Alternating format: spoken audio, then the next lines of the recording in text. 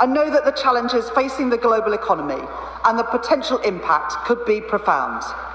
And as a government, we must step up to that challenge to deliver security for working people through our plan for change that is underpinned by stability, reform and investment. Prioritising the builders, not the blockers. Reforming our public services, not defending the status quo. Parliament erupts. Rachel Reeves under fire as MPs' savvy questions expose her spending plans. Shadow Chancellor Bellman launched a fierce critique of Rachel Reeves during the recent spending review debate, describing the government's financial plans as not worth the paper they are written on. He accused the Chancellor of losing control and delivering a spend now, tax later approach, warning that more taxes would be inevitable by autumn. Bellman condemned the Chancellor's track record over the past year, highlighting her broken promises on fiscal rules and unfunded commitments, including the humiliating U-turn on winter fuel payments. He argued that borrowing has soared far beyond initial plans, with an additional £200 billion borrowed during the Parliament compared to Conservative forecasts. Bellman accused the government of loosening fiscal rules to justify ever-increasing debt, putting the country at risk from economic shocks and leaving no fiscal firepower to respond. He questioned whether the Chancellor would admit to consciously choosing higher borrowing and debt, and warned that this would mean higher interest rates and mortgage costs for working people. Bellman criticised the Chancellor for avoiding transparency, particularly over the funding of welfare expansion such as abolishing the two-child benefit cap, and expressed concern over the government's handling of economic challenges, including record-low business confidence and rising unemployment. He accused Labour of trashing the economy and failing to provide contingency plans amid global volatility.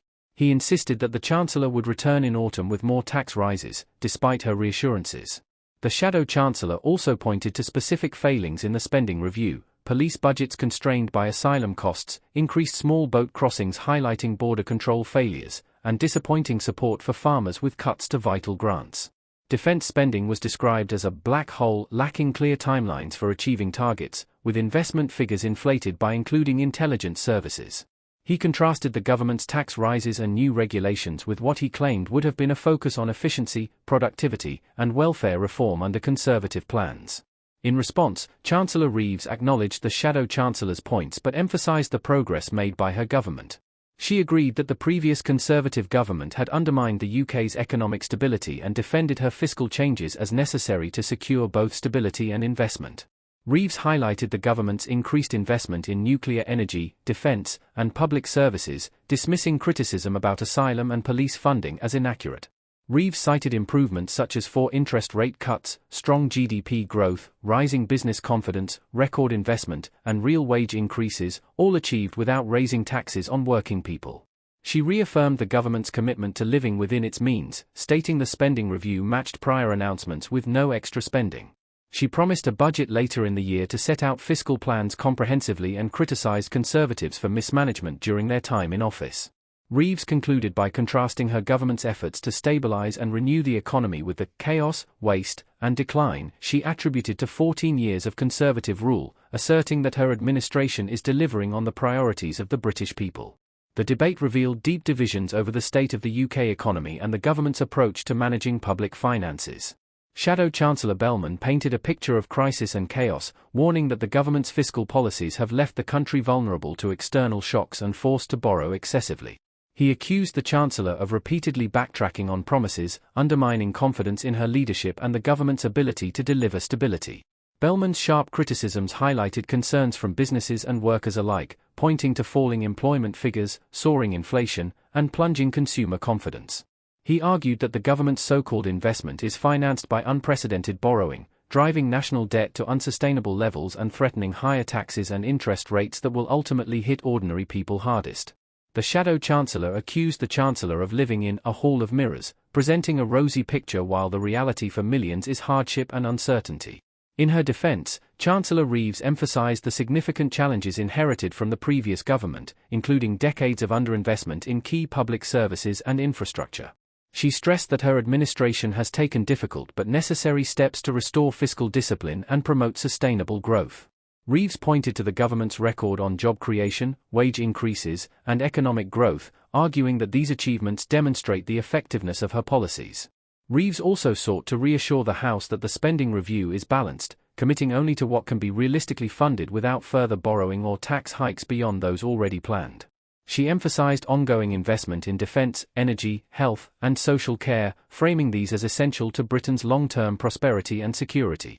Despite the Chancellor's reassurances, the opposition's sustained attacks exposed a growing unease among MPs and the public. The debate underscored the political pressures facing the government as it navigates inflation, cost of living challenges, and international uncertainties. The prospect of further tax rises and spending cuts looms large, with many watching closely to see if the Chancellor can maintain credibility ahead of the next budget. As the session closed, it was clear that the battle over economic policy will continue to dominate Westminster, with Labour positioning itself as the champion of fiscal responsibility and Conservative critics warning against what they see as reckless spending and economic mismanagement. Both sides agreed on the stakes but remain deeply divided on the solutions. The coming months promise intense scrutiny of the government's financial plans, with particular attention on whether the Chancellor can deliver stability without imposing unbearable costs on households and businesses. For now, the spending review stands as a flashpoint in a broader contest over Britain's economic future. Shadow Chancellor Bellman delivered a scathing attack on Chancellor Rachel Reeves during the recent spending review debate, sharply criticising the government's financial strategy as fundamentally flawed. Describing the spending plans as not worth the paper they are written on, Bellman accused the government of spiralling out of control, warning that the so-called spend now, tax later approach will inevitably lead to more tax hikes by autumn. Bellman highlighted a series of broken promises from the Chancellor over the past year, including the reversal on winter fuel payments and the abandonment of fiscal rules intended to keep borrowing in check. He warned that borrowing has ballooned by an extra £200 billion compared to previous Conservative forecasts, painting a picture of reckless financial management that leaves the UK vulnerable to economic shocks and without the resources to respond effectively. Bellman was particularly critical of the government's approach to defence and farming, accusing Reeves of masking shortfalls with accounting tricks and making painful cuts to vital agricultural grants. He argued that instead of imposing tax rises and regulations that stifle growth, the government should focus on improving efficiency, boosting productivity, and delivering meaningful welfare reforms. In response, Chancellor Reeves defended her record, acknowledging the difficult legacy inherited from 14 years of Conservative rule. She stressed that the fiscal changes introduced were necessary to restore stability and secure vital investments in nuclear energy, defense, and public services. Reeves rejected claims of mismanagement on asylum and policing, asserting that the government is actually increasing resources in these areas. Reeves pointed to recent positive economic developments, multiple interest rate cuts, robust GDP growth, rising business confidence, record levels of investment, and wage increases, all achieved without raising taxes on working people. She insisted that the spending review was prudent and balanced, committing only to previously announced spending and promising a comprehensive budget later in the year. The debate underscored stark divisions in Westminster over the nation's economic direction. Bellman portrayed the government as fiscally reckless and out of touch with the realities facing households and businesses, while Reeves portrayed her administration as focused on rebuilding and renewing the economy after years of neglect. With inflation pressures, cost of living challenges, and geopolitical uncertainties mounting, the political battle over fiscal policy is set to intensify. Observers will be watching closely to see if the Chancellor can maintain credibility and control in the months ahead, as the government prepares for the next major fiscal milestone. The spending review debate has become a defining moment in the ongoing contest over Britain's economic future, with both sides staking out sharply contrasting visions and the fate of public finances hanging in the balance. The recent spending review debate in Westminster was nothing short of a fiery political showdown, with Shadow Chancellor Bellman launching a blistering critique of Chancellor Rachel Reeves' handling of the UK's public finances. His intervention, marked by sharp rhetoric and pointed accusations, painted a grim picture of the government's economic strategy, warning of a spiralling debt crisis and a looming wave of tax increases that threaten the stability of households and businesses alike. Every year, the government presents a spending review to outline how public money will be allocated across departments, set within the framework of broader fiscal policy. This document is more than just numbers, it's a statement of priorities, a reflection of political philosophy, and a critical blueprint that shapes the economic health of the country. Against a backdrop of post-pandemic recovery, global economic volatility, and rising inflation, this spending review attracted intense scrutiny. The Chancellor of the Exchequer, Rachel Reeves, faced the challenge of balancing competing demands, stimulating growth, funding public services, managing the national debt, and reassuring markets. Shadow Chancellor Bellman wasted no time in condemning the review. He dismissed the financial plans as not worth the paper they are written on, a phrase underscoring his deep skepticism about the government's ability to deliver on its promises. His overarching theme was one of loss of control, describing the government's approach as a reckless, spend now, tax later policy. This phrase resonated powerfully, conjuring fears of a future where families and businesses bear the brunt of rising tax bills as the government scrambles to plug holes in its finances. Bellman warned that the Chancellor's spending spree, financed by borrowing, is unsustainable and that more tax rises are inevitable by the autumn. Bellman's indictment did not stop at fiscal policy. He highlighted a series of broken promises, focusing on the Chancellor's abandonment of previously stated fiscal rules. These rules had been designed to cap borrowing and maintain financial discipline. Bellman accused the Chancellor of undermining these safeguards, noting especially the humiliating U-turn on winter fuel payments, a move that symbolized a broader pattern of backtracking under pressure. These reversals, he argued, erode public trust and undermine the government's credibility at a critical time. One of the most damning points Bellman made concerned the scale of borrowing. According to his figures, the government has borrowed an extra £200 billion in this parliament compared to the plan set out by the last Conservative government. This staggering increase, he argued, is a clear indicator of fiscal mismanagement. He painted a picture of a government loosening its fiscal rules deliberately to enable increased borrowing, raising the national debt to unsustainable levels. This approach, Bellman warned, leaves the UK exposed to external economic shocks with no fiscal firepower left to respond. Bellman was keen to emphasize that the consequences of this borrowing spree will be felt most keenly by working people. He challenged the Chancellor to admit publicly that she has consciously chosen to borrow more and accept higher debt levels. The direct implication, he said, will be higher interest rates and mortgage costs, squeezing households already grappling with inflation and cost of living pressures. The Shadow Chancellor accused the government of lacking transparency, particularly regarding welfare policies. He questioned how the government intends to fund welfare expansions, such as the imminent abolition of the two-child benefit cap, and criticized the absence of clear plans to cover these costs without additional borrowing or tax hikes. Bellman painted a bleak economic picture, highlighting record-low business confidence and rising unemployment as evidence that the government's policies are failing to protect the economy.